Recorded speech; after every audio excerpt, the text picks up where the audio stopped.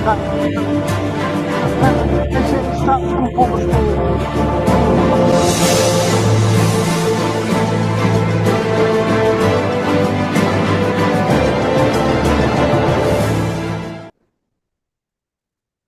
Good afternoon from New York, and welcome to EMBCA's webinar panel discussion, From Ithaca to Hollywood, the Odyssey, History, and Cultural Authenticity.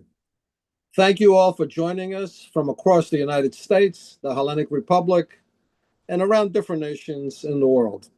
My name is Luke Katsos, EMBCA's president, and I will be moderating today's panel. As anticipation builds for Christopher Nolan's The Odyssey, scheduled for worldwide release this week on July 17th, the film has already generated considerable international discussion.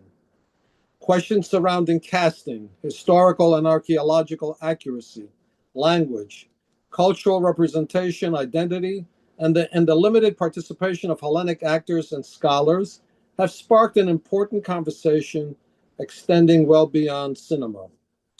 Even respected critics have asked whether any filmmaker can truly capture Homer's masterpiece. In the recent essay from The New Yorker, David Denby posed a question: why the Odyssey keeps defeating filmmakers? His observation reflects a broader challenge that has confronted artists, writers, and filmmakers for generations.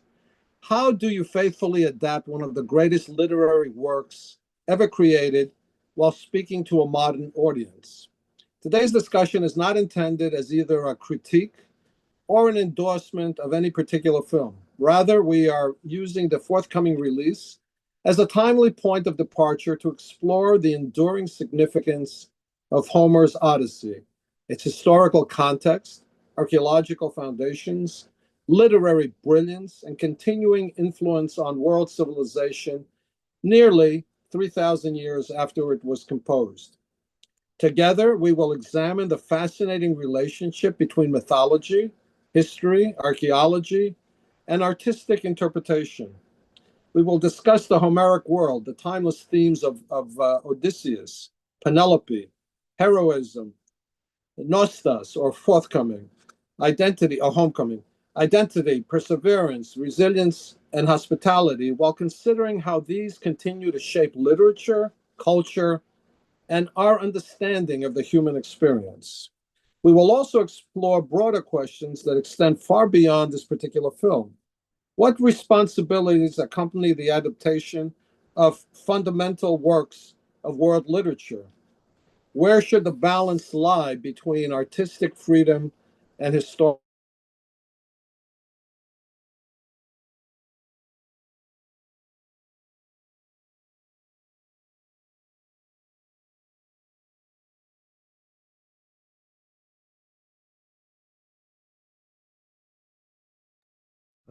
I think nothing happened here, but we can continue.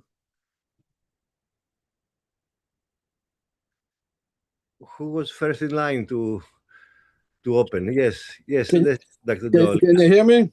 Yes, now yes.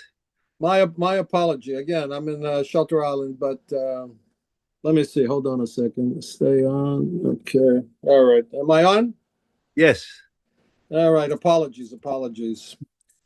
Okay. We shall also explore broader questions that extend far beyond the particular film. What responsibilities accompany the adaptation of foundational works in world literature? Where should the balance lie between artistic freedom and historical authenticity? How important is archaeological evidence in reconstructing the ancient world? And what role should authentic Hellenic voice play in interpreting and presenting one of the defining works of Hellenic civilization? To help us explore these questions, we are privileged to be joined by an outstanding panel of distinguished scholars, artists, and cultural leaders. Joining us today is Dr. Joel Christensen, Provost and Senior Vice President for Academic Affairs at the City University of New York Graduate Center, who's an internationally recognized Homeric scholar and classicist.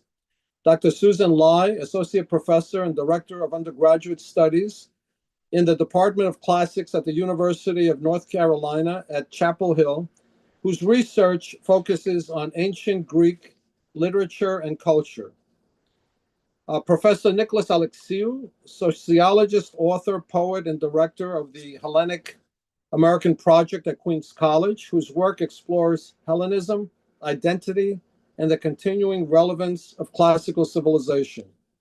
Also, George Zouvelos, actor, writer, and film director, who brings the unique perspective of a filmmaker and storyteller to our discussion.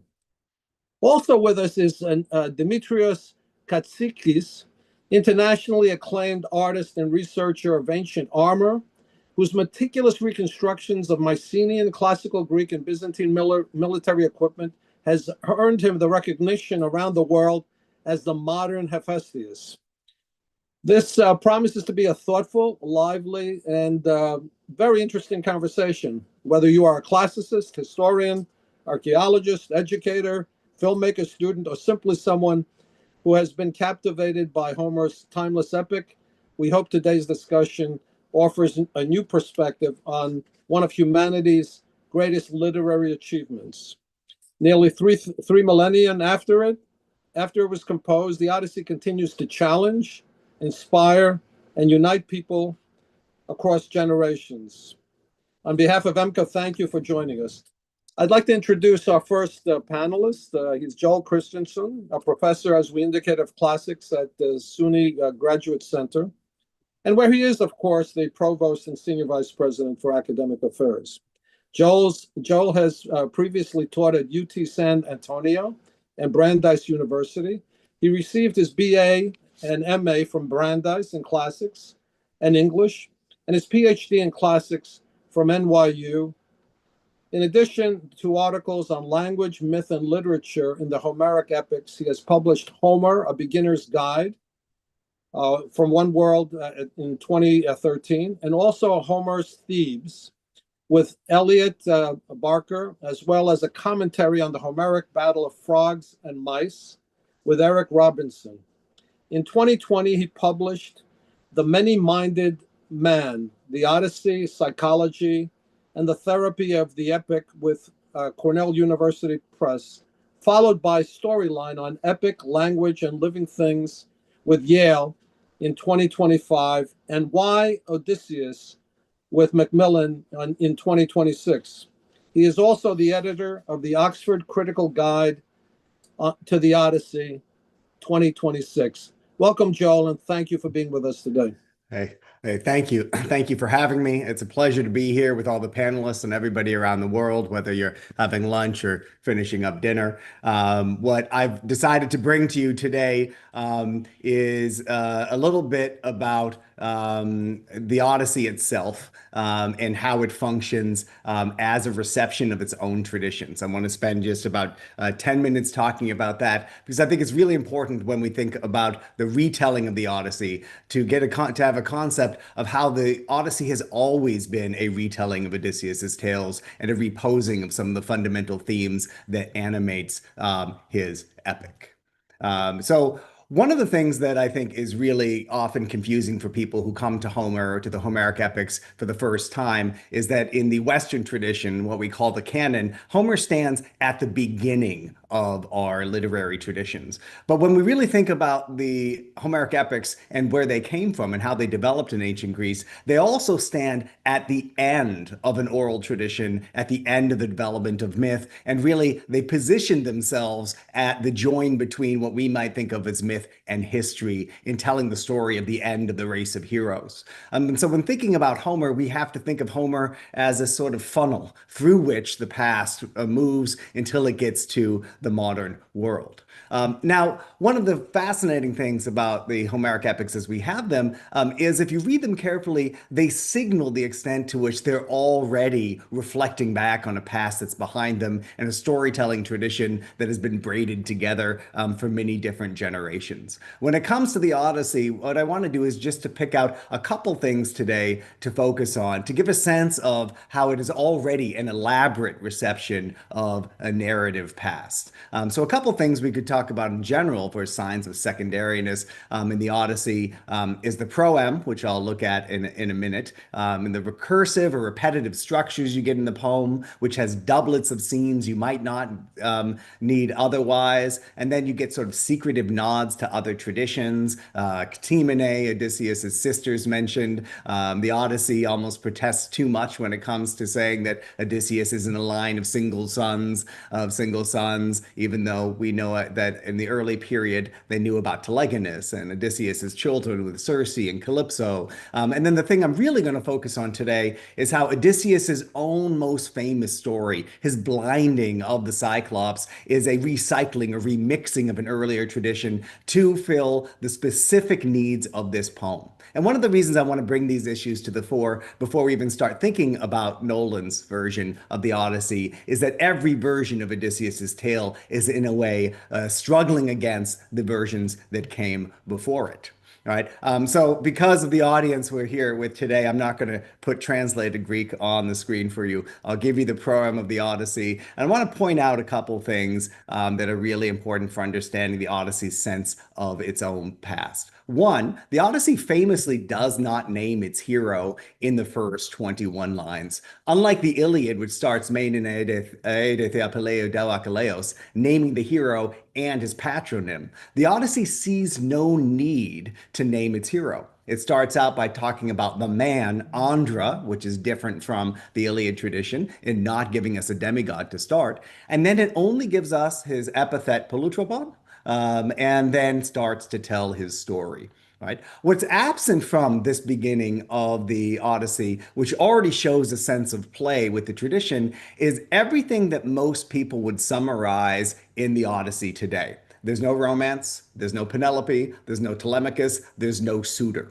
What the proem to the Odyssey anticipates is that Odysseus suffered a lot at sea. He traveled a lot around the world. He tried really hard to get his men home, and he failed because they ate the cattle of the sun god Helios. The narrator opines that they're fools, napioi, before going on to start the tale. Now, if you talk to an average person on the street, whether we're in Athens or in the United States, they would probably not give you the summary of the poem that the proem gives you, because it's become such a firm part of our culture, in literary culture, a culture of myth, to talk about Odysseus returning to his wife and son and getting vengeance against the suitors. At the same time, I think we tend to misunderstand or misremember the structure of the Odyssey. A few years ago, we saw the return from Pasolini, which skips the first 12 books of the epic and the 24th book as well. But one of the things that makes it clear that the Odyssey is a reception of its own narrative traditions is its own structure. It sets out themes in each part of the poem, especially in book 1 and then books 1 through 4, that it repeats as it grows another story around itself. The story of Telemachus sets us up for the reception of Odysseus with essential themes of kleos,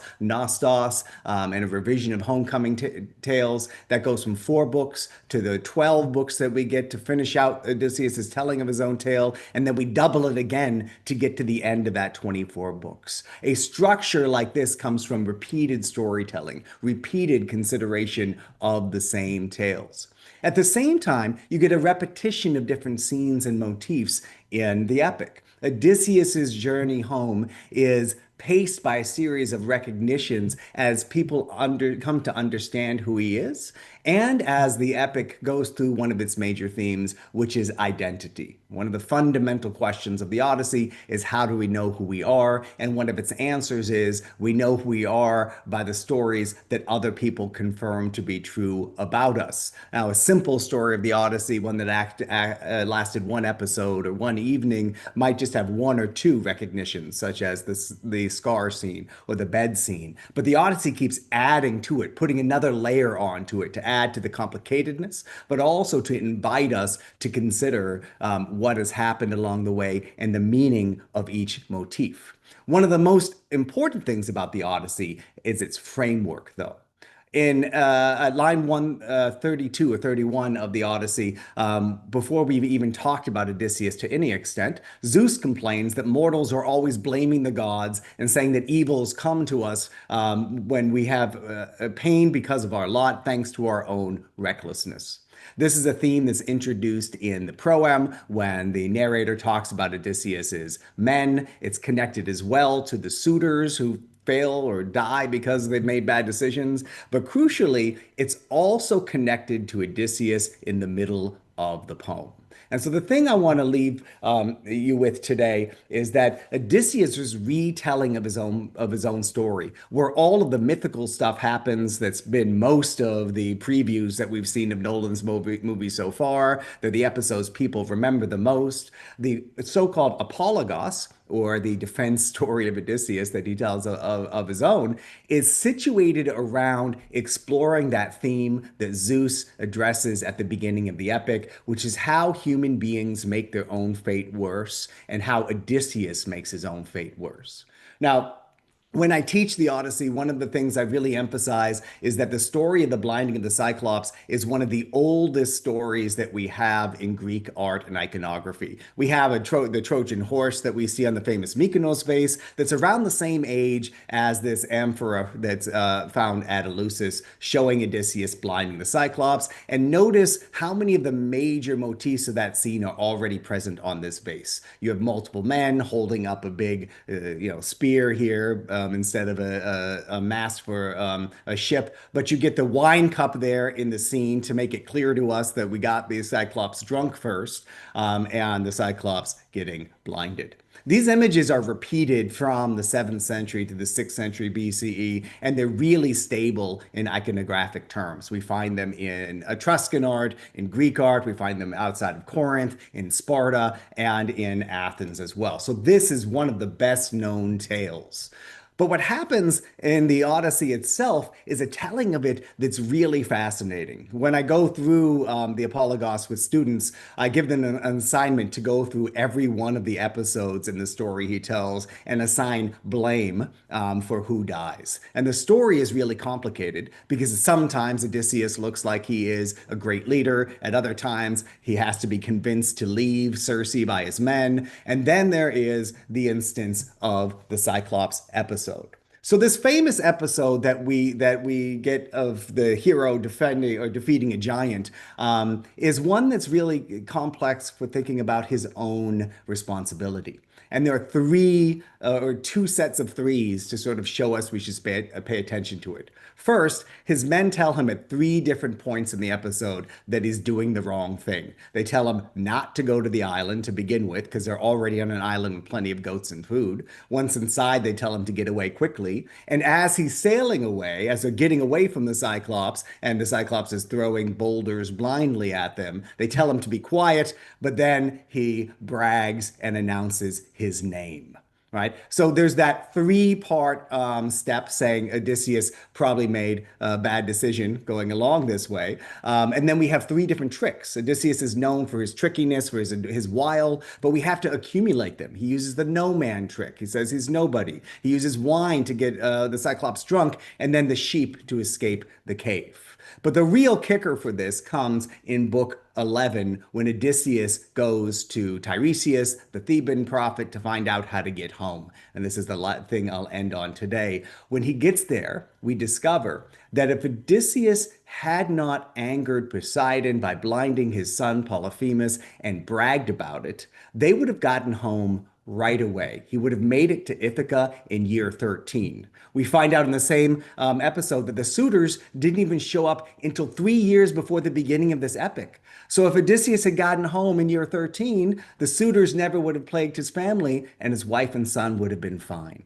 So what we learn by reading this scene from the middle of the Odyssey, as Odysseus tells us, is that he actually made his own fate worse than it had to be because of his own recklessness. And so the Odyssey, in almost every step along the way, is telling us and here I'll stop the screen share, is telling us that the epic itself and the traditional stories it tells needs to be questioned and understood in a different way. And in the same way, when we go to different accounts of Odysseus, should be willing to take the same steps. What is this version of Odysseus' story trying to tell us that's different from others, and how is it appropriate for the audience that it's appealing to?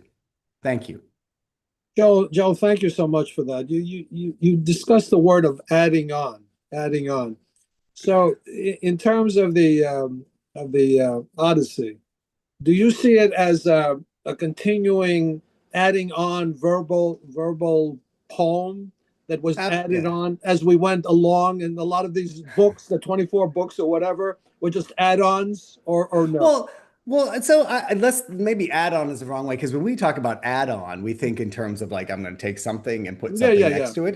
Think of it more in terms of accumulation. Accumulation, right? okay. And I think the challenge is that if we look at the evidence internal to the epic poems, we see singers performing very short episodes. Right. And so the best evidence we have for the performance of the whole Iliad or the Odyssey is at the great Panathenea in Athens. And what we learned from ancient sources there is that singers would perform the epic in sequence. So one singer would start, another would take up. And I think anytime you get a bunch of musicians on the stage like that, there's going to be some one-upmanship. There's going to be some building on each other's themes. And if we think in terms of the aggregate effect of this performance culture over time, you can really see that sort of building and doubling, and one-upmanship is becoming a part of the tradition. So this was put together, I guess, in the 8th century, approximately. Well, so if you look at Wikipedia, that's a general tale. There are sort of 3 real models for the textualization of the epics. One is that they were written down around the time that the Phoenician alphabet was adapted into Greece. The other is that it happened a little later through dictation. And then Gregory Nage's evolutionary model is that it was probably textualized at multiple periods and then edited together during the Alexandrian period in Hellenistic Greece. So I tend to date it pretty late, and I would date it later to like the 6th and 5th centuries, because I really think there are cultural moments there that would allow for or encourage the privileging of the Odyssey and the Iliad against other mythical traditions. So within the poem, there are obviously references to, I guess, a Mycenaean culture, but also there's things, I guess, that are more modern in terms of a classical culture. So not adding on, but integrating all those things. Joel, thank you so much for that wonderful presentation. Right. Our next panelist is Suzanne Lai. She's an associate professor of classics at the University of North Carolina in Chapel Hill. She received her PhD in classics from UCLA and her AB from Harvard University. She has been awarded several research fellowships, including from Harvard Center for Hellenic Studies, Dartmouth College, UNC's Institute for Arts and Humanities, and the Loeb Library Foundation. Her book, Life After Life, Revolution and Reflection in the Ancient Greek Underworld from Homer to Lucian, Oxford 2024, examines conceptions of the afterlife in ancient Greek underworld narratives from Homer to Lucian. Her interests include Homer and Homeric reception, Greek literature and culture, mythology, ancient religion and magic, ancient representations of gender and ethnicity, rhetoric, and classical reception in film and video games. Thank you for being with us today, Susan. Thank you. Thanks for inviting me. This is such a great conversation already. And I'm going to build on Joel's work here by talking about the themes and big questions of the Odyssey. And before I share my screen, I just wanted to make a note related to the last thing you all mentioned. Like, from my perspective, the Odyssey as a poem is in a way you can consider it sort of a container for collective wisdom of people and peoples, I would say. And it's for the collective wisdom and the culture of the ancient Greek world, but every audience adds to that. And so there is this accumulation of wisdom in the poem by which things get emphasized in each telling, and also which things the audience is interested in and wants to hear more about. So whether it is, when it was an oral poem, that was true, but then also as a written poem, I know with my students in class or even with my own children, they'll want me to tell certain stories, certain parts of it over and over again. And each time we talk about it, a different thing stands out to them. So I want to make sure people keep in mind that they, as audience members, are active participants in the interpretation and reception of whatever version of the poem that they encounter, whether it's the written version or this new film that's coming up. So wanted to make that point, and the idea that we actually may be looking at several Odysseys at once at any time that we are reading it. And I'm going to share my screen now. And so really what I want to point out to you in the next few slides are just some of the themes and big questions to keep in mind with any approach to this poem. And just here's a very brief summary from the hero's perspective and who's being focused on. So at the beginning we have Telemachus, and then we switch to Odysseus, his adventures, and then the two come together, and then you have the revenge. And so this is kind of a very brief summary, just to keep in mind of like this isn't just a poem about Odysseus, but it's a poem about many different layers of what it means to be a hero, what it means to be a man, and what it means to be a person in a multicultural, almost globalized world. And so here are just some general themes that I would love for people to keep in mind when they are approaching the poem, and perhaps in this conversation as well. So man, Andra versus world, and also versus the gods. And so in a way, it's like versus the world and also the supernatural, like the things you can't see and cannot necessarily control. How do you survive with just your wits? And Odysseus is very much that representative, a person who, they get stripped of everything that signifies them as a leader, as a ruler, as a hero, and must survive in all these different settings. And so the many ways that he is in this poem are representative of the many ways that many of us have to be in different aspects of our lives. Another theme that I think you should look out for is just heroes and heroism. Like, what does coming of age mean at the beginning for Telemachus? And what does being a hero mean anymore in this world post-Trojan War, and post sort of the big heroic quests of the past? How do we define that now in our quote unquote modern or contemporary world? And how does Odysseus?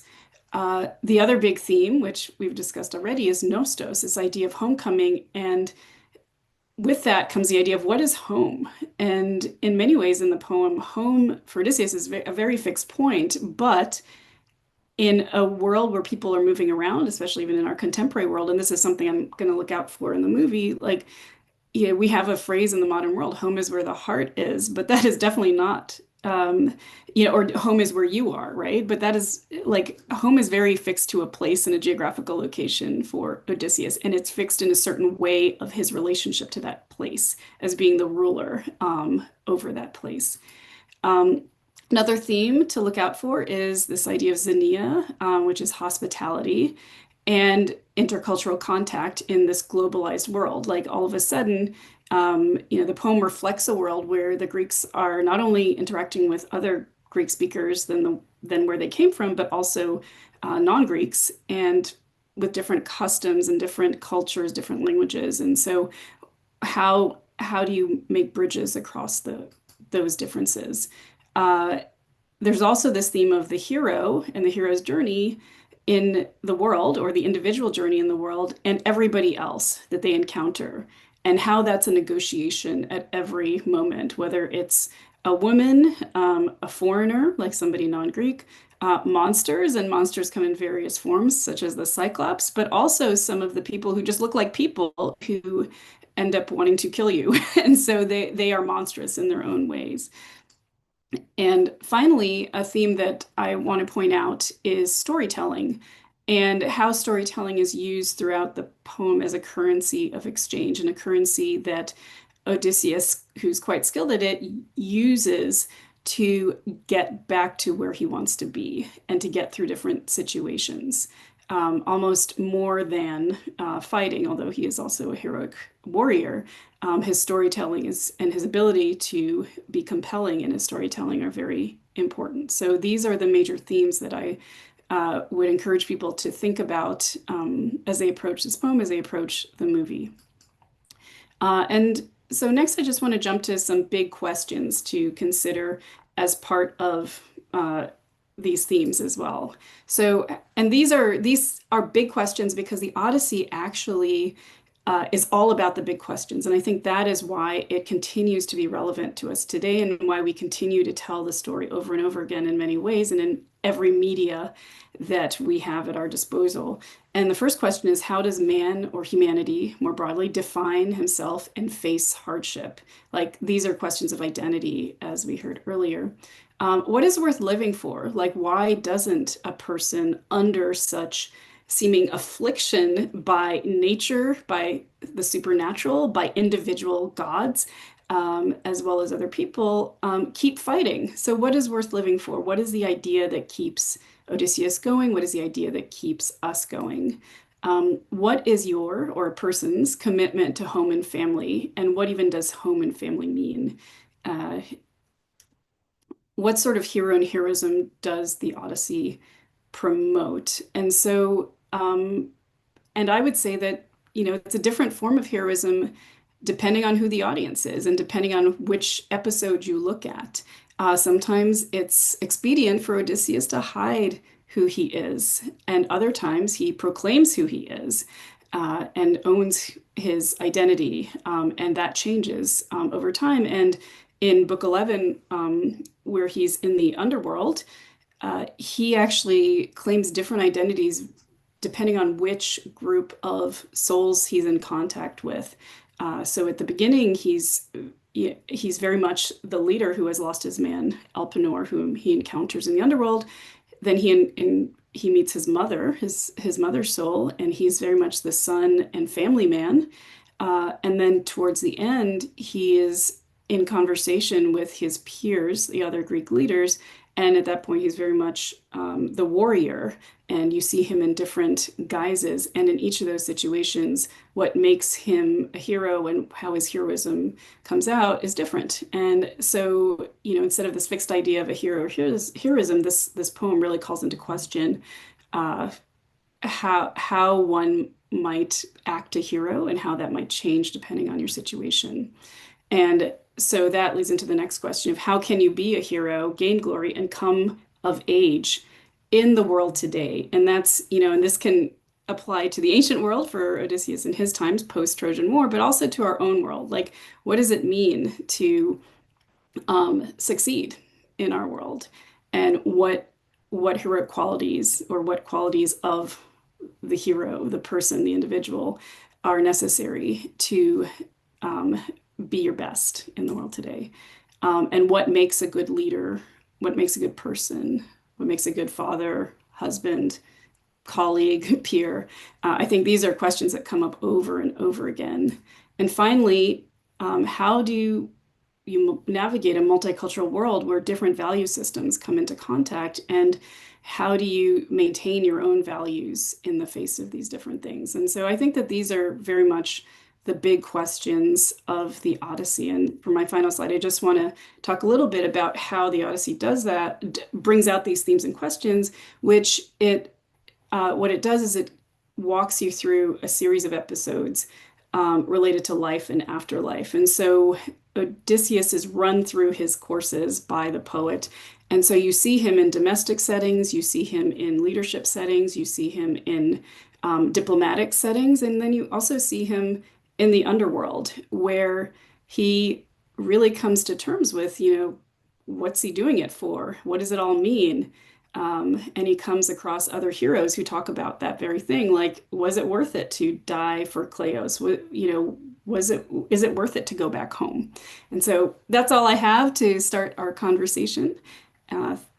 Thank you.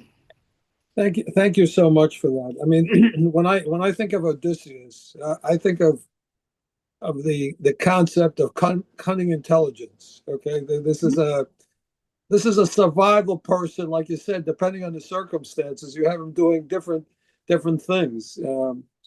So in the Greek, in the modern Greek, we like to use the word poniria. Okay, this is a very poniros, as we would say. He's a very cunning individual. So thematically, what you were talking about in terms of the big picture, I think is great. The nostos, thenia, hospitality and things of that nature, and loyalty and fidelity, which you were discussing also. Thank you so much, and we'll come back to some of those questions, I think, in a group discussion. The next panelist I'd like to introduce is Professor Nicholas Alexiou. He was born in Volos, Greece, where he studied economics. He has taught in the Department of Sociology at Queen's College at CUNY since 1990 and has received the President's Award for Excellence in Teaching. His fields of interest are social and political sociology, ethnic studies, and research. He has established the first archive, library, museum for the Greeks of New York and is the director of research of the Hellenic American Project at Queen's College. Also a contemporary poet, he is the author of 6 books of poetry, and many of his poems have been published in Hellenic and American journals and anthologies. He is a member of the Greek Authors Association in Greece and the president of the Greek American Writers Guild Association here in New York. He's also a director of EMBCA. Welcome, Nico, and thank you for being with us today. Thank you very much. What a great panel. Hello to everyone. I'm very glad that a poem, it is at the center of such a fuzz, right? This is really unique. And I think I want to bring, I'm not an expert on the Odysseus and classical, and the 2 previous presentations, they're superb. I would like to focus more on the controversy surrounding Nolan's Odyssey, which is not simply a debate over, casting or fidelity to Homer. I think it reveals a deeper sociological problem about who has the authority to define Greek culture in the present. So I don't know if you know, Lou and others, if that it was a first premiere for the critics only in London 2 days ago. And the critics wrote very positive things about the film. So given the fact that we haven't seen the film yet, I want to focus on the broader debate of cultural imperialism and this dichotomy between East and West. So far, the film's public reception has already centered on the fact that a story rooted in Greek heritage is being reassembled, right, recreated by global Hollywood apparatus. The film costs a lot of money, a lot of millions, as you know, right? So at the same time, it was very little visibility, little visible space for modern Greek voices, which makes the issue one of the, of symbolic power rather than just artistic choice. So for me, the problem is that at the center of this dispute is familiar but troubling cultural pattern here. So on one hand, ancient Greece is treated as a universal source of Western civilization, while on the other hand, modern Greeks are made peripheral to the very tradition that bears their name. So that split matters because it allows Greek antiquity to function as a symbolic resource on one hand for global culture, even as the lived reality of Greek identity, like language, memory, our institutions, us, the diaspora, the historical traumas and social struggles all of this is left out of the frame. And in this sense, the controversy is not only about who appears on screen, which is a huge debate, as you know, now again, but about who goes to speak for Greece. So this is where the problem becomes, I think, sociological. Identity is not an abstract essence inherited from the past. It is a living social formation sustained through institutions, everyday practices, and collective recognitions. So while the film on the Odyssey presents Greece primarily as an ancient origin myth, without seriously recognizing modern Greek people at all. It was not even one actor or actress there, or other people who can participate with Greeks. So that reproduces the split between an idealized past on one hand and diminishing the present. So the result, I think, is very familiar, because it shows again the superiority, the hierarchies. Antiquity is elevated while modern Greek social existence is treated, as secondary. So I think that the film industry operates as part of this culture industry, in which symbolic forms are transformed into commodities, and cultural prestige is converted into value for global circulation. And Homeric, what we understand as Homeric Greece, because it comes what we call civilizational capital, right? Becomes highly historically specific, socially embedded, and not reducible to just watching a film. So what the industry can profit from is the image of Greece, not the social reality of Greece or Greeks. And I think this is when we talk about cultural imperialism that sharpens this argument even further than that. In film, and I'm sure that our guest today, our friend Zugelos, he can talk about that more. That in film, cultural imperialism does not always appear as a serious open dominator. Often it operates through universality, the diversity of languages. It has a global appeal. So the dominant media system presents itself as inclusive, while actually setting the terms of visibility, representation, and legitimacy. So in this case, the global film apparatus, which is Hollywood in the global scale in our days, can claim to represent the world while still marginalizing the people whose history anchors in that story. So that is why the exclusion of modern Greeks is not a minor casting issue. It reflects an unequal structure in which a dominant center reorganizes local culture for its own purposes. Greece becomes a prestige sign, a classical brand, a universally recognizable source of meaning, but the Greek social, characteristic or body is denied any meaningful role in interpreting its own heritage. So cultural imperialism works precisely by making that extraction look natural. So the film appears to celebrate Greek culture while actually displacing Greece and Greek cultural agency.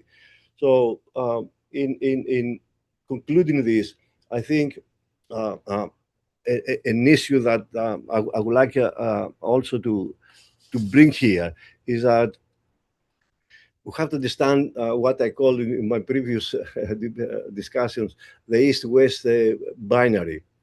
That the East-West binary intensifies this debate about the film, because it is not a simple geographic distinction, but a hierarchy of civilizations. So the West, for a long time, claimed ancient Greece as one of the pillars of its origin story, and yet the same West often treats modern Greece as too local, parochial, too historical, or too Eastern even, right? So the meaning of this is that Greece is at the same time central and marginal. Central as ancestry, but marginal as present. And that contradiction is crucial to this controversy about the film and the East-West dichotomy. So when we have a new Hollywood Odyssey that can easily celebrate the classical past, because classical Greece is already imagined as belonging to the West. And Lou, I want to remind you and the audience our discussion we had some time before about the marbles, right? The Parthenon marbles. So, and that it is the point. Why the British Museum never returned it? Because they truly believe they are the continuity, the inheritance of Greek civilization, and therefore putting whiteness and all these things are high in the hierarchy. So I'm going to mention that modern Greece complicates all this, because it reveals that Greekness is not just a timeless abstract origin, but the living national identity with its own historical issues and aspects. It is with social conflicts, cultural specificities, etc. But not centering that living dimension. The film, I think, all kind of films before that even, they risk repeating the old Western move of admiring Greece while discrediting or disowning modern Greeks. So I think the East-West binary give us an understanding, but preserving Western self-legitimation while rendering among Greek identity and making them invisible. So the film does not merely adapt Homer, it participates in this long historical process by which Western modernity turns Greek antiquity into its own civilizational property, while leaving modern Greece underrepresented or even misrecognized or erased totally. So what is lost in this process? It is not just the national visibility, but a bitter historical truth that Greece is reduced to an origin myth, and the living Greeks who contribute or who are continue to inhabit this.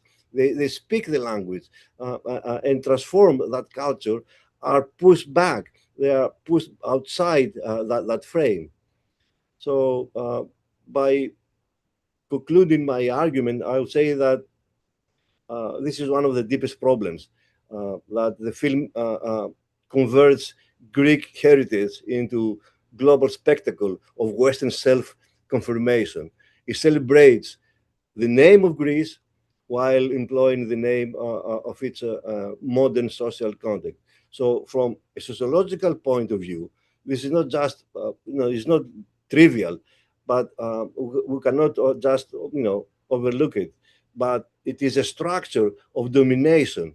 The past is appropriated. The present is silenced, and the authority, declines. Declines or erases Greekness. Greekness is transformed away from Greeks themselves.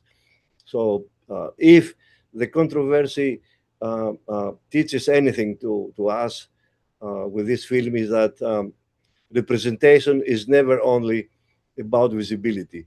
It's about power, it's about ownership, and who gets to be remembered as a subject of history rather than its object.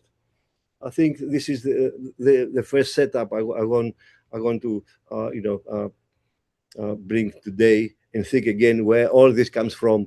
The same thing, Lou, with the early Philhellenes, who went, since we celebrated recently the events of the Greek Revolution, an imaginary and glorified past, but nothing to do with the Greeks of that time. You know, it is a repetition of the same thing.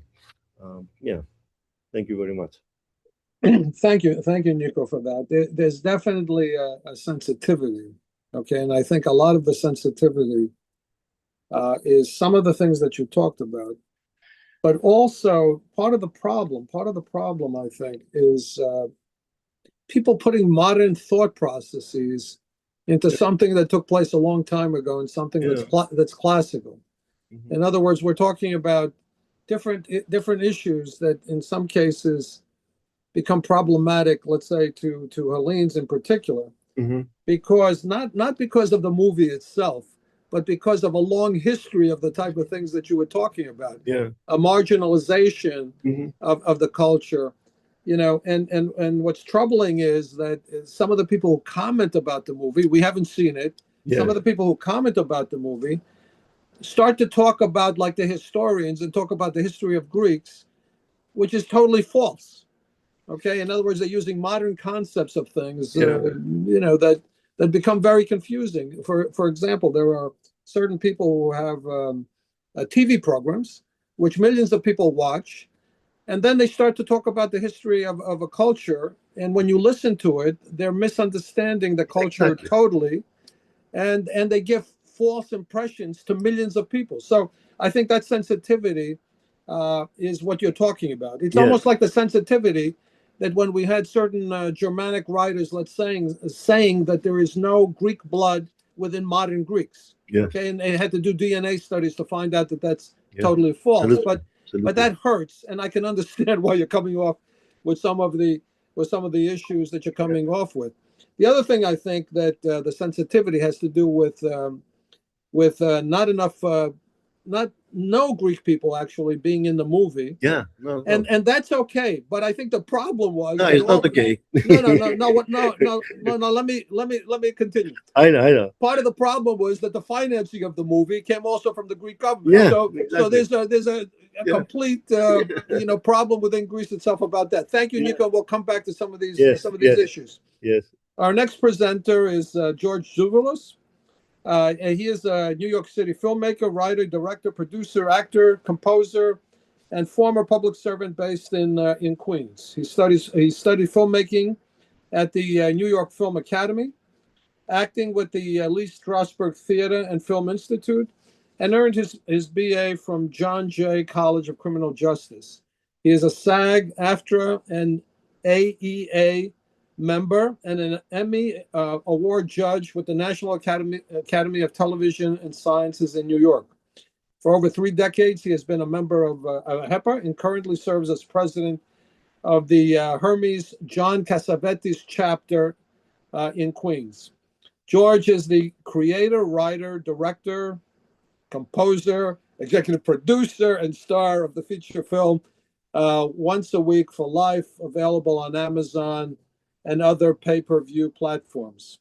His background spans film, theater, public service, law enforcement, communications, emergency medical service, cultural leadership, and Hellenic community being a Hellenic community advocate.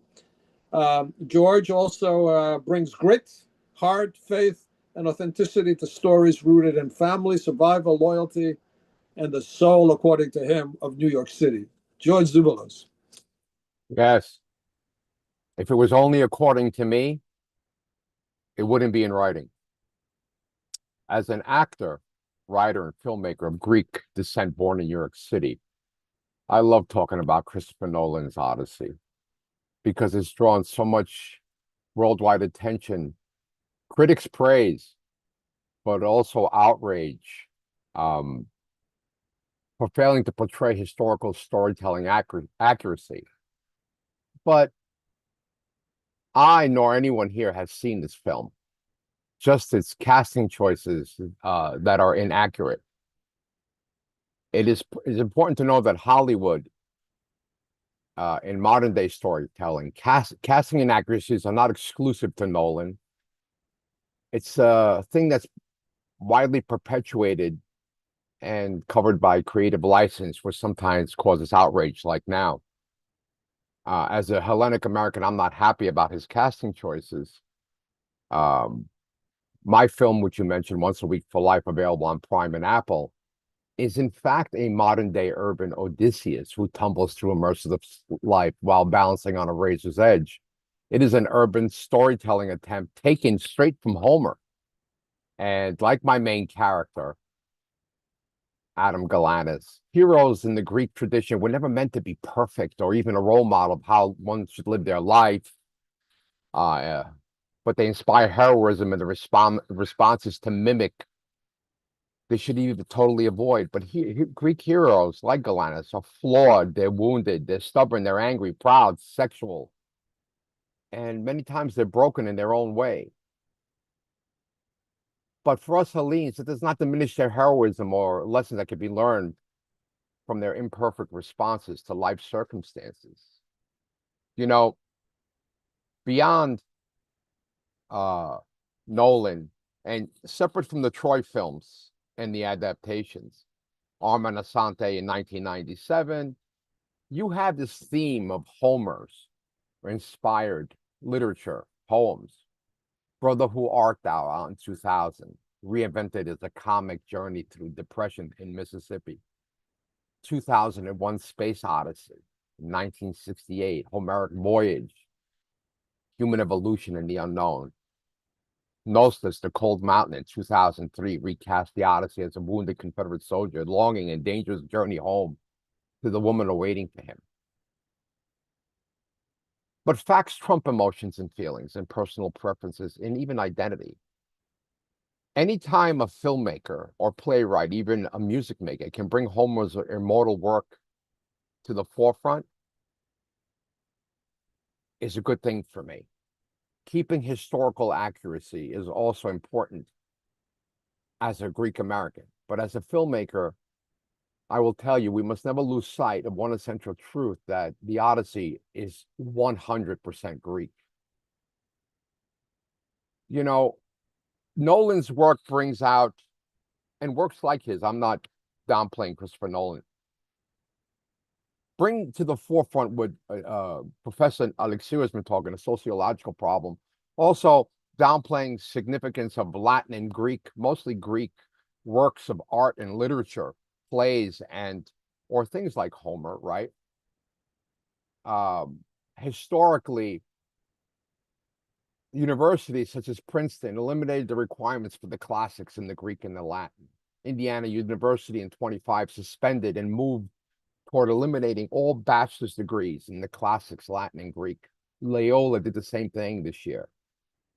They separate ancient and Greek majors were retained, and Greek and Latin minors and broader classic programs. And Howard University did the same thing. Transferred the remaining Greek and Latin classic courses and minors into academic programs. And the publishing world was also guilty of trying to rape or scrape or dilute through Emily Wilson's translation of the Odyssey, where she replaced derogatory language with her interpretation as slaves. Words like slaves emphasize them as treatment of women, enslaved people. All right, that's a user license, right? The idea is the issues of, in my opinion, issues of the way people have perception has to do with their order of importance. These things are placed in their life from a very young age. Being raised in a Greek American traditional home, going to a parochial school, being raised in a predominantly Greek American community, but then worked in public service since I'm 18. Being Greek is just part of an identity. And I tell people I was a public servant and an American 6 days a week, but Sunday I was Greek with my family at home, you know. And but the fact of the matter is, the professors that are here bring out a very important very important points that the adaptations through time have to do with perception and also the sociological emphasis those people in that time put on what is going on. And as a filmmaker, Odysseus is not simply a fantasy hero. He is one of the foundation figures of Greek civilization and world literature. You know, I hope this film reaches its own success at what it deserves. I'll watch it eventually, I think, when the time comes, when it's free. But most importantly, audiences need to leave the theater and watching things at home that what's on, believe, have half of what you see and nothing of what you hear. And let's see what happens and what's the responsibility of the modern day filmmaker to tell a classic story like the Iliad and the Odyssey in the fashion where it's politically correct. What is their responsibility to do that? And also in casting. As a filmmaker, I have user license in my Once a Week for Life. And Nolan has his user license to use the hundreds of millions of dollars that used to make this film and cause such controversy, which may, in many cases, might force people not to watch the film or actually compel people to see what the hell the controversy is all about. That's what I wanted to say. George, thank you so much for that. What's fascinating about things like the Odyssey, there are so many different interpretations. Like you said, the Odyssey is used for so many other stories. You had Kazantzakis, for example, who wrote the Odyssey. The modern version of the Odyssey, which takes place after the ancient Odyssey, let's say. You have Ulysses. You have all these things that have come out. I think, though, if someone wants to make a production, an ancient production, or with going back to the classic, I think that's the real issue. The real issue when you go back to the classic, you've got to be with the classic. If you're not with the classic, it's different. But I will say, and again, this is your area of expertise. I will say there's artistic license, that people use, and maybe sometimes what you want to do is put in elements that make it controversial. Because don't forget, this is about business. This is about money. So people are getting all excited, but they have to understand that what's troubling to me, like I said, is people use the ancient Odyssey through the film, let's say, or what they're coming out with their own concepts of the ancient world and changing the history. That's the problem for me. Whether they they have certain things in the film, etc. I'm less bothered by those type of things. Anyway, thank you, George, and we'll come back to to this great discussion. Our next presenter is Dimitrios Katsikis. He is an Athens-based metal artist known as the modern Hephaestus, a graduate of the Agricultural University of Athens in agricultural biotechnology with an MS from Wageningen University in the Netherlands. He has transformed a lifelong passion for Hellenic history, art, and military technology into the revival of the first modern Greek school of armor making. Entirely self-taught, he has spent more than 16 years recreating historically accurate Hellenic and Byzantine armor, spanning from the 15th century BC to the 15th century AD, including Mycenaean, classical Greek bronze, and armor of the military saints of the Eastern Roman Empire. His work combines meticulous archaeological and historical research with traditional hand-forging techniques to produce museum-quality reconstructions that have been earning him international recognition. In 2010, he was invited to exhibit at Dumbarton Oaks during the International Symposium, Military Men in Byzantium, Emperor, Saints, and Soldiers. His work has since appeared in numerous international documentaries on ancient Hellenic world, and he continues to collaborate with scholars, researchers, and museums. Despite, and then this is my comment, despite his remarkable achievements and international acclaim, he remains one of the Hellenic Republic's most under-recognized cultural artists. Welcome, Dimitri, and thank you for being with us today. You got to unmute.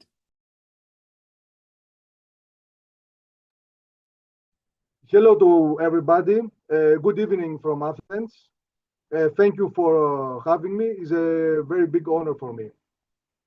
So I have to declare that I am not a historian. I'm not an archaeologist. I am an artist. 16 years ago, when I finished my official studies, I started from zero base. I started to make some armors inspired from ancient Greek history. In the beginning, it was very, very difficult. But after the years, after a lot of trials, I managed to find the way how to create authentic, totally handmade armors. So I am a self-taught artist, just because does not exist any teacher, any school which someone can go in order to learn this forgotten art. Now, why I start to make this art? I inspired from European armors, which I saw during my studies in the Netherlands. So I asked to myself why I have not seen such kind of armors in some museum of Athens. So from a clear curiosity, I started this adventure. It changed my life, of course. So my engagement with Nolan's movie started around 6 months ago. I was contacted by the production in order to help them to create some authentic costumes which match to the late Hellenic period. This means the 4 centuries between 15th centuries BC to 11th centuries BC, the so-called Mycenaean period. This collaboration did not work. It was a very, very pity, because it was a unique opportunity for Hollywood to represent ancient Greeks, the Mycenaean Greeks, with historical accurate costumes. So after the first trailer, after the release of the first trailer of Nolan Odyssey, became a nuclear explosion regarding how Nolan's costume makers represent Mycenaean warriors, Odyssey and his companions. Everybody started to compare my work, my artistic work, with the costumes of the movie. It started a very, very big controversy. What I have to say after 16 years of professional artistry is that Greek armors plays a key role in how we actually understand the ancient Greeks, because it has to do with vision. So armors have contributed a lot of how the people understand ancient Greeks. I say that because it's very difficult to understand or to visualize Achilles or even Leonidas without his armor. armors became a basic elements of the personality of these generals, historical or mythical. So, armors is just something much more than protective gears or metal. Has to do with the Hellenic ancient identity and social and ethnic cultural identity as well. So the controversy about this very movie was the debate about authenticity and realism versus artistic freedom. How able is the production of Nolan to represent in a realistic and historical accurate way the ancient Greeks? This debate is still very hot and very vivid. Is everywhere in the internet the last months, and I think this debate for first time made Mycenaean armors widely known to the international audience, and this is very, very important.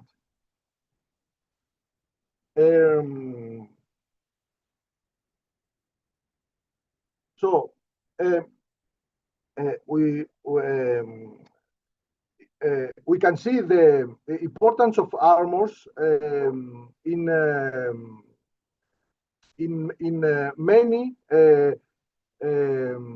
many artistic representations. Greek art is full of paintings, sculpture, which represent the ancient heroes wearing their armors. So it's very unfortunately this didn't work with this very movie, and I hope in the near future the next production about ancient Greece history, as far concern Mycenaean period or classical period, to be much more accurate, because nowadays there are all the evidence, all the archaeological findings in which the producer can base their research in order to depict ancient Greeks and Hellenism to its best. So this is my short introduction. I have sent to Mr. Margaritis some photos of my work, if it is possible.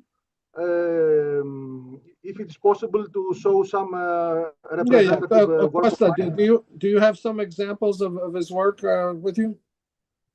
Because it will be much more easier for me to. Are they photographs? What are they? Yes, photographs. All because right. the videos have some. Costa, check it out. Let me while he's trying to find them. Do you have any nearby any of your works that you can just show us on the screen? Yes, I have one of my latest creation is a Corinthian composite Corinthian helmet from the 5th century BC, which is this special typology depicted in many Attic vases. The characteristics of this helmet is the scaled top. It's not made from one piece of copper or bronze, but the top has been covered with around 300 scales. In the cheeks here, in the cheeks of the mask, you can see some lion decoration made of solid silver. But I think Kostas, if it is easy for him to. How long did it take you to make that helmet? It depends from the helmet. Mycenaean helmet No, this helmet we just saw. This one, this is very demanding work. It's around 3 months because I have to make the scales one by one from 0.5 millimeters of bronze and copper, and after that to make the mask, to match together the top and the mask, and the top after that has to be covered with these 300 sol pieces of scales. And after that, I have to make, with a traditional way, of course, the decorations, which are being made with repoussé techniques, which means I use red or black pitch in order to sizzle the details. Here we can see a photo from my workshop. This is a breastplate during its formation with traditional techniques. We can see the fire at the body breastplate. This breastplate was initially a flat sheet of bronze. Gradually, after a lot of hammering, took this form, which resembled the anatomy of ancient Greek sculptures. So the hoplites from the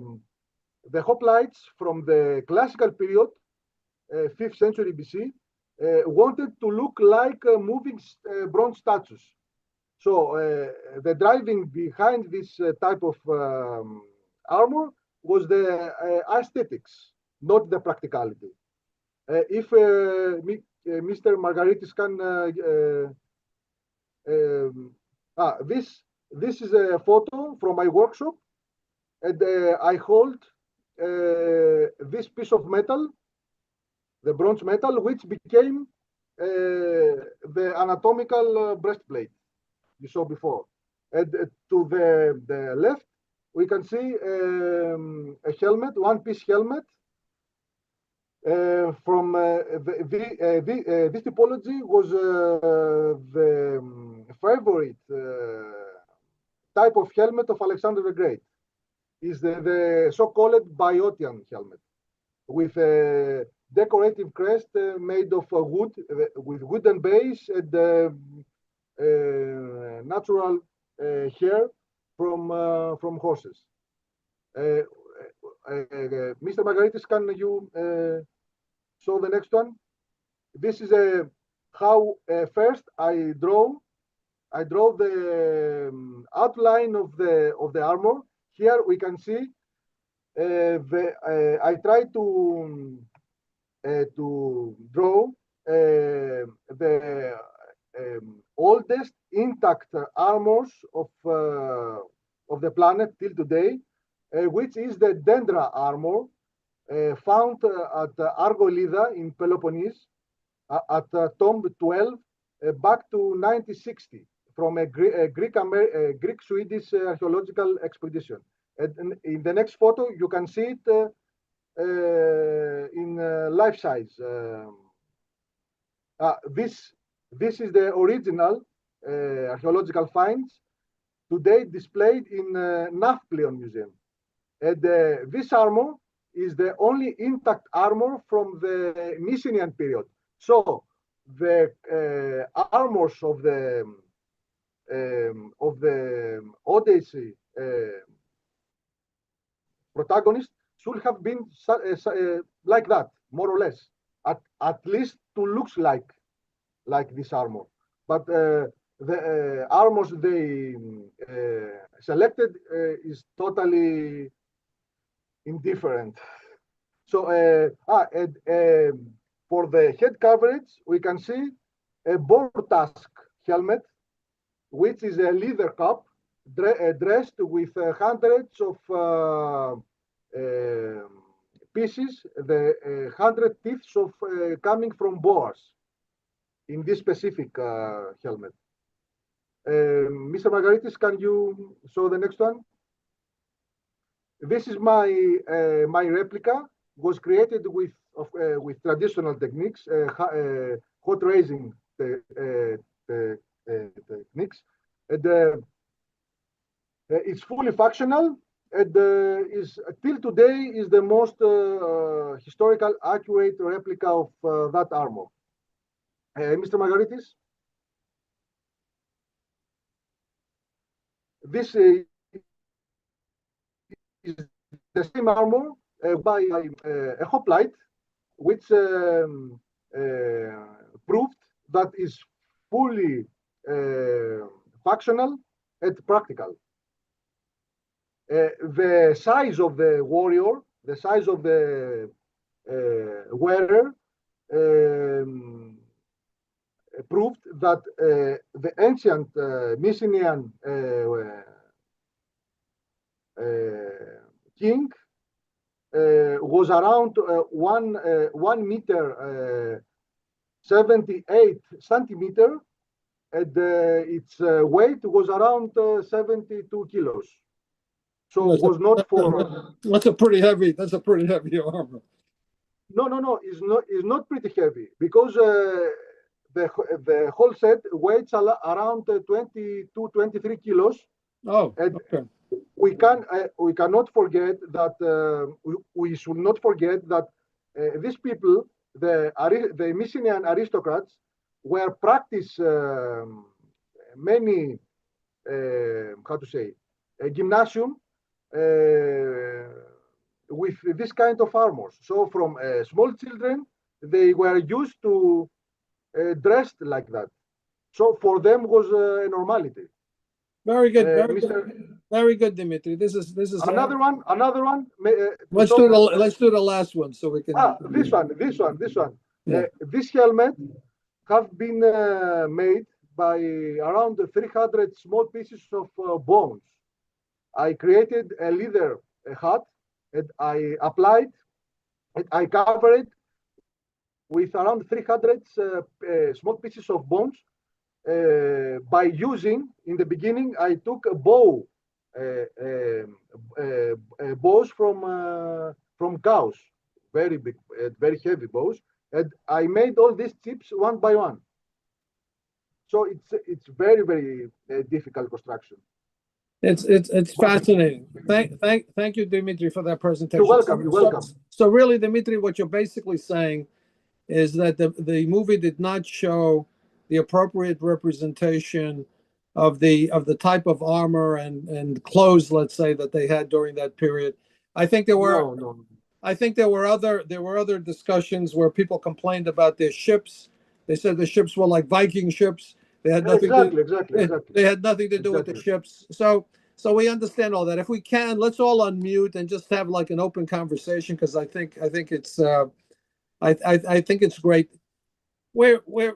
What's fascinating and good about the movie, at least we're all talking about the Odyssey. I think if we want to say something positive, forgetting about all these other negative type issues, I think the positive thing is that the modern audiences are discussing the Odyssey again. So even if there's conflict about the type of armor they had, which is great because we can have a discussion about real armor or the type of ships that they had, etc. I think all that is important. I think what was mentioned by Joel and Suzanne is some of the concepts behind the literature, which I think if we can open it up, guys, and discuss some of those concepts, which I think are very important. Suzanne, if you can, or Joel, I think the concepts of the original Odyssey in modern life, let's say, how it affects us. Yeah. Yeah, well, I mean, I'll start with like what we're doing now, which is debating the Odyssey and what it means in the world is almost as old as the Odyssey itself. Yes. I mean, we have Pindar saying in the 6th century BCE that Homer lies about Odysseus. And so debating Odysseus is an ancient rite. But as far as the themes, I think one of the reasons that over the past 25 years or so, especially in the Anglophone world, I think we keep returning to Odysseus, is one of the reasons why the story of the Odyssey became so crucial to the Greek diaspora, which is that the Odyssey asks how we know who we are. right? Are we connected to the cities we come from? Is it about what, what we know or what we own? What the epic really emphasizes is that who you are is a composite thing built of the people who recognize you, which is why Odysseus's journey home doesn't end in book 13, right? In order for him to return home fully, if he ever truly does, because he has to go traveling again, he has to be reunited with a son, a mother figure, a father figure, his wife, and most importantly, his people. And so I think in the modern world where we're constantly curating our identities online, where we doubt what we know is true or not, the question of how we know who we are and who other people are is one of the central things that animates our interest in this figure. Yeah, and I think the concept that was brought up by Suzanne and yourself, the nostos concept, okay, the concept of homecoming, especially people in the diaspora who associate, let's say, with modern Greece. They live in a different culture, different language, etc. They have this longing to go back home. There's identity issues, as you mentioned. There's linguistic issues. So these are very important concepts. But I think, Lou, this is a very long tradition, at least in the Western tradition. The tradition of return. Yes. Right. As you said, for diaspora is to return home to a country or even to a community or to oneself. But this is to everybody, though. It's to everybody. Yeah, even to return to God, right? To return back to God. Even in sports, this beloved sport of baseball is to return home, right? if you see the game, is a small Odyssey because the whole thing is to go back home. So you see, it is. But what I think about this nostos thing, it is also Cavafis's point of view, right? What really matters, it is the journey. Yes, the journey. Obviously, the journey. Ithaca. We don't know if Odysseus wanted to go back home. Quite frankly, as was indicated before, he could have went back home. Maybe he didn't want to go back home. Well, when he first landed close to Ithaca, he asked, "Where the hell am I? Whose country is this?" Right? I think even ancient audiences had that same question and that same idea of like, what does home mean? Because you even have a version, Lucian's True History, that talks about the fact that Odysseus in that version, much later during the Roman period, it's in Greek, but it's in the Roman period, said that he regrets his decision to leave Calypso. Right? He said it wasn't all that, and I think that that's something to keep in mind as well. Like for each audience, you can really read what you want to into his choices, and remember he's been away from Ithaca for 20 years. Like it's not the same Ithaca that he had, that he was like, his homecoming doesn't actually happen just by him being physically in Ithaca. And of course it's like a big, fight to like sort of have the trappings of who he was when he was there 20 years before. But there's an uneasiness. And I think in the underworld with Tiresias's prophecy, it shows that he doesn't just live on there forever in a happily ever after. There's an after that, his arrival, that is problematic. And so he remains unsettled. He doesn't find. Well, Kazantzakis wrote like a 33,333 line modern poem about what happened after he got there, and he said, "Listen, I got to go somewhere else," and how he went into Africa, he went into Antarctica, etc. So it's kind of fascinating. The other thing was he was coming home, but he had to disguise himself. So he was thinking, when I get home, what's going to happen? In other words, we know what happened to Menelaus. Okay, we know what what his wife did to him. So maybe the guy had to be a little bit careful when he went home. He didn't know what he was going to expect. Well, yeah, there are multiple, like Agamemnon, Menelaus, Nestor, like all the other nostoi, as they're called. These, people who came home, and then also in the underworld, Odysseus meets people who didn't get a return, like Achilles and Ajax, and what's the contemplation of that. And one of the things I really like about the poem is, the idea of like what's heroism right now in the poem, like in the Odyssey, for this poet to promote, what type of heroism. And it's different from the Iliad where, Achilles made his choice, right? Yeah. But Yeah. in the Odyssey, Achilles is presented as questioning his choice, and maybe it's not to die in glory and be sung about, but maybe you fight, you survive, and you get to go home, and you get sung about. Maybe that's like that. You want it all. If I may add to that, Suzanne, very good point. And I think this is something that fascinates me, that in the Iliad, the absolute hero is Achilles, of course, who is a semi-god, and he dies. But an ordinary person, right, a mortal like Odysseus, he survived, and not by himself. It's not about the hero. It's about the community. It's about him, the community, the comrades. It is the polis, and this is a very democratic message that the Odysseus poem brings. It is about the collectivity, especially now in the post-capitalist, neoliberal craziness that we all suffer. We have to think that about the solidarity. This is the only way to get out. I think, and what I'd like to add to that, Nikos, if you don't mind, because I think the central part of the Iliad and the way it acts as a complement to the Odyssey is it starts out by saying that Achilles brought doom to his own people, right? Like the myriad deaths brought by Achilles' rage are to his own people, and the Odyssey, I think one of the reasons why it's of such interest to not just Cavafy but also Tennyson and others is that tension between individual identity and our dependence on communities. And I think in part as well, this is why it becomes so strongly attached to the Greek diaspora. And I would dare say that if we were talking about Nolan's Iliad right now, I'm not sure that people would care as much. There's something about that exploration of Odysseus's homecoming and the cost of survival and persistence and the question of what that means that I think inspires a lot more passion about it. And that's why I don't know what Dimitri and George have to say about this, but I think that's something that I think is very different from 20 years ago and the movie Troy.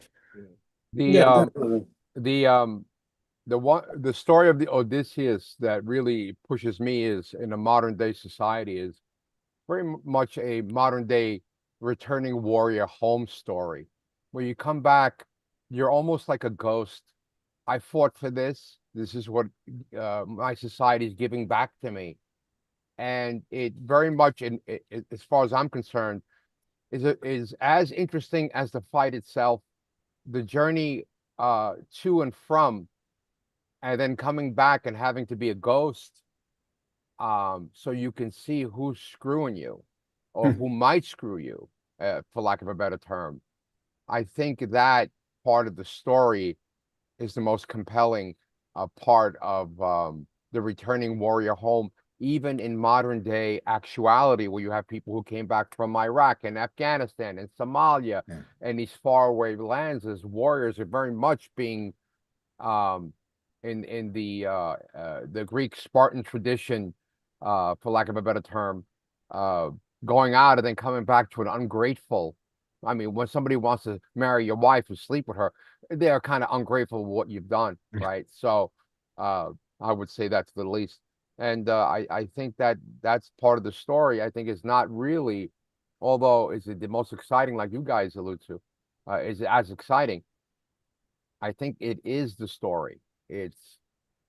He's flawed, and it's how he reacts to the abroad carnage that he creates, and he brings that violence back home.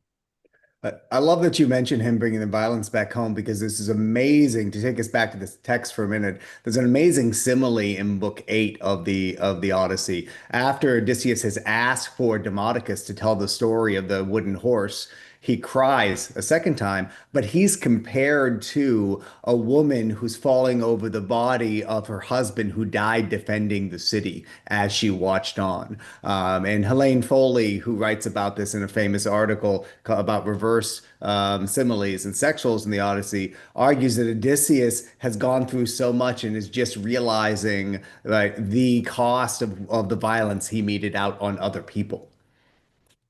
Yeah. I just want to add that I think that you're right on there, George, about how this poem would have been received by different audiences and how different our reception is, I guess, in pop culture versus, different groups. And I think original people listening to this poem, many would have been touched more directly by war than many of us are in the modern day. And I actually have done reading groups with veterans who see exactly what you were mentioning about and have see Odysseus as a model for that return that is not a return, that return that, they like, he lost all of his men. He's basically wiped out 2 generations of his Ithacans, right? The ones he brought with him and the ones that he kills to reclaim his his throne with the suitors, or he like so. And how do you like what does that violence do to a person? The fact that it isn't just something away, but it's something that's with you always in everything you do. As you try, and also you want to rebuild, you want to be a person again and be a member of a community, and there's that tension throughout. It doesn't seem like he can reconcile himself, right? He comes back, and the very much hero that he was becomes the anti-hero at home, which makes him perfectly imperfect for Greek storytelling and an object and subject of our discussions. Remember when I said earlier, Greek heroes are not made to be, infallible. They're purposely infallible. It's through their acts of heroism that we celebrate them, and we take those as an example, not necessarily a way to live our life, or a lot of times, a lot of ways we shouldn't live our life and react differently. I think that's important. Yeah, I think you brought up, if I'm not mistaken, Suzanne, the concept of xenia, okay, or hospitality. And I think the ancients who listened to that part where he killed the suitors, there was some type of justice in that, I think, in the ancient mindset, because hospitality has its limits. And I think they would have said, these guys are sitting there, they're doing all these things, they're trying to, they've been eating there, they've been there for a few years, etc., while she's spinning and then wrapping the material. But the ancients, I think, would have been outraged by that, and him killing the suitors would have been something that they would have applauded.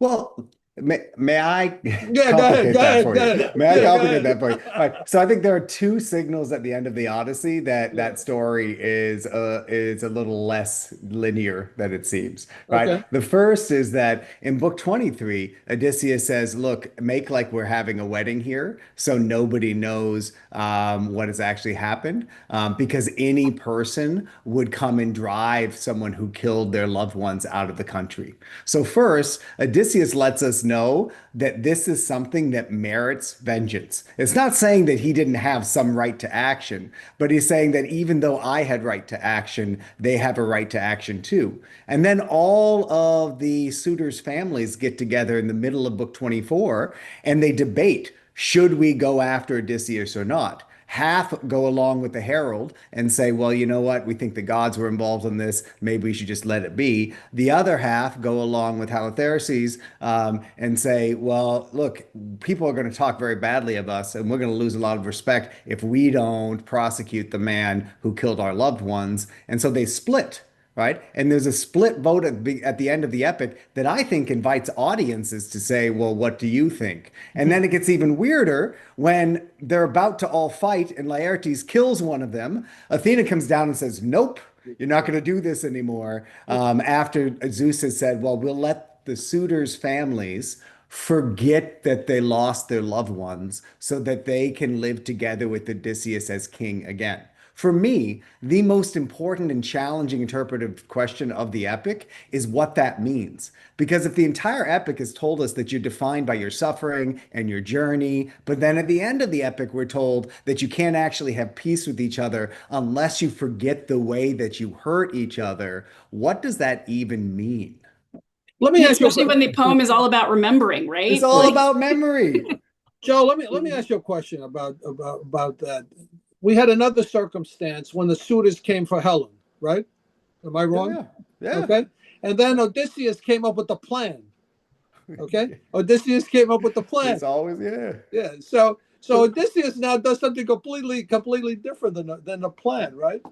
No, but I love the fact that you bring up Helen and the suitors because I think the Odyssey self-consciously ends the Trojan War tradition with another suiting of a woman. But this one is sort of an inverse, twisted one, a woman who's as unattainable in a way as Helen was to begin with, just closing out the whole motif. Yeah. And the interesting thing, obviously, was Helen and Clytemnestra. They were sisters, okay, or half sisters, let's say. Yeah. And Penelope was their cousin. Yeah. And They're all in the mix. Okay, so it's kind of an amazing family story, actually. Right. Yep. The Greeks, the ancient Greeks definitely could do a good soap opera. And, I wanted to ask you just something you mentioned earlier about Odysseus and the theme or the idea of cunning intelligence. Yes. And I feel like we in the modern world look at that as a positive, but throughout the poem, it's unclear. And throughout the epic tradition, it's a bit unclear if that's a positive or a negative. And, how we, and again, this does invite the audience to weigh in. Is it positive when you win and negative when well, the concept of metis, okay, which you guys know better than I do, okay, is something obviously that's, throughout thematically. In the modern Greek tradition, when you call somebody a poniros, okay, it could be interpreted in a negative and it could be interpreted also in a positive, quite frankly. Okay. So it could be interpreted, I think either way. But here in the West, we talk about a different type of intelligence typically. I think in our culture, when we think of cunning intelligence, we think of poniria, which could have a positive and a negative, sometimes a very bad negative. The chicanery, the slyness, the manipulation, yes. the poniro, that is in today's world socio-psychopathic, right? And it's looked down upon. Yes. But in the ancient world, it was a kind of grace granted by the gods, which is not really appreciated in modern day world. Yeah, we look at it as more devious type stuff, okay? And if you look at it in modern world, you can say Odysseus was a complete pathological liar, quite frankly, wherever he was. It makes for great storytelling, Lou. It really does. Yeah. If you take elements of Odysseus and his confluence of circumstances, it makes, especially if you studied the text, you can put into your modern day storytelling without trying to recreate an ancient classic like the professor was saying. And you were saying that you have a certain responsibility when that happens, and make look even The Bourne Identity, right? Another film. And that's a modern day Odyssey, right? People going and trying to get back home. And it's not a new concept, but it makes for great storytelling. No, it's an ancient thing, and the Odyssey, I think, has created all types of stuff, including the movie that's going to be coming out this week. Okay, so it's all fascinating. Listen, we're going to wrap it up. So if we can, one by one, just give us your final thoughts. We'll start with you, Joel. Your final thoughts, or my final thoughts. I mean, look, the Odyssey and the Iliad are complementary epics that are supposed to help us deal with complexity in the world and in people. If Nolan's movie gets part of that right, if it doesn't try to be a simple tale about a man getting home, but shows us some complexity for the characters, it'll be doing better than a lot of the films that we see. So that's what I'll be looking for. Okay, great. Suzanne? I say enjoy the movie and use it as an entry point. And you enjoy the action, enjoy the effects, enjoy our modern formations of storytelling, but use it as an entry point into the ancient world and Greek culture, and actually read the story or listen to it. All of these books are available on audiobook. And so listen to it and really let it enter your soul, because it's amazing, and it'll be a great companion with you for life. No, I agree, and quite frankly, the movie to me is the lesser conversation. Okay, it's the bigger conversation is actually that we're talking about the Odyssey. Okay, absolutely. that's the bigger conversation. I think to the extent, like you said, Suzanne, and everybody, if we get to read the original, if we start thinking about all these different concepts, that's the important thing. The movie is the movie. But what hopefully what'll come out of it is people will say, "Whoa, I want to find out what is this all about? What is the the controversy with the armor? What is the controversy with the ships? What is the controversy of the different ethnic types who are playing roles, etc.? What does it all mean?" And all the things that you came up with, Suzanne, the questions that the students are asking. I think that stuff is fascinating. Nico, your thoughts? Yeah, no, I agree. I agree with you that it's very fortunate that a director at Hollywood of that caliber, like Nolan. I mean, his previous movie was very successful, right? And I think we should be honored as Greeks or as readers. We should be honored that they're still dealing with the Odyssey. This is very, very important. But also, I go beyond what you said. It's not only about the Odyssey; it's also about poetry, the importance of poetry, right? and you see how poetry, or in general literary traditions, they are part of this process, production of historical consciousness, and I think this is indispensable. Literary traditions, poetry, and a historical and its historical function, and poetry in particular, it is condenses historical experience into symbolic forms, and this is very important. And it's about time we think again that poetry has to go back to its roots. It's Joel mentioned the importance of orality. We have to think about that, as a moment for poetry to go back and remember. So this relationship between literary tradition and historical consciousness, for me, it is very important, because it's not just about cultural preservation. It goes beyond that. It is how each new generation interprets all these symbols. Oh yeah, no, it's very important. It's very important. We keep coming back to it. Yeah. And I'll leave you, if you want, I hope a nice summer reading. My small Odyssey just came out. I finally returned to Queens. My new poetry book is out. It's called Queens, New York, and you can see I finally returned to Queens, right? So you see the importance of poetry. That's fantastic. George, your thoughts for the day? Watch it, don't watch it. The important thing is that it's we're much more than Euros, Ouzo, and Windex. Reacquaint yourself with the classics, be them Greek or Latin.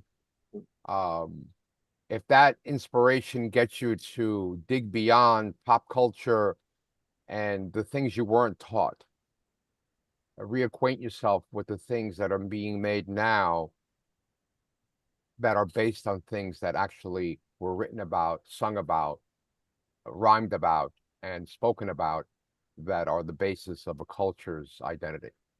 Yeah, I think we have to watch the movie, because we need to have this conflict, etc., so it can get us to actually start analyzing stuff. You say, well, yeah, of course. It is a saying, even if it is a bad, notice of it, it is a good advertisement. If it is bad, it's good. So yeah. No, it's all, to me, it's all good, quite frankly. Yeah, it's all good. Because we're having this conversation. Δημήτρη, να τελειώσουμε στα ελληνικά. Πες τι νομίζεις για σήμερα, τι μίλησαμε. Νομίζω θα συμφωνήσω μαζί σας, κύριε Κάτσο. Χρωστούμε ένα μεγάλο ευχαριστώ στον κύριο Νόλαν, γιατί έκανε όλο το κόσμο, όλο το πλανήτη να συζητάει για την Οδύσσεια. Αυτό και μόνο είναι ένα πολύ μεγάλο επίτευγμα. Ανεξάρτητα αν οι πανοπλίες ήταν σωστές, αν τα πλοία ήταν ή δεν ήταν όπως στη Μικηναϊκή περίοδο, του χρωστάμε ένα μεγάλο ευχαριστώ.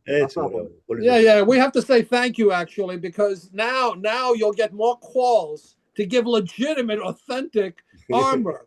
Okay, so this will be a great scenario, quite frankly. I'm so glad we all got together, and a fascinating discussion. And I'm glad we're going back and discussing the Odyssey today. Thanks again, everybody, and thank you for being with us today. Okay. Thank you, everybody. Thank you. Bye-bye. Bye-bye. Thank you, guys. Nice meeting you. Bye.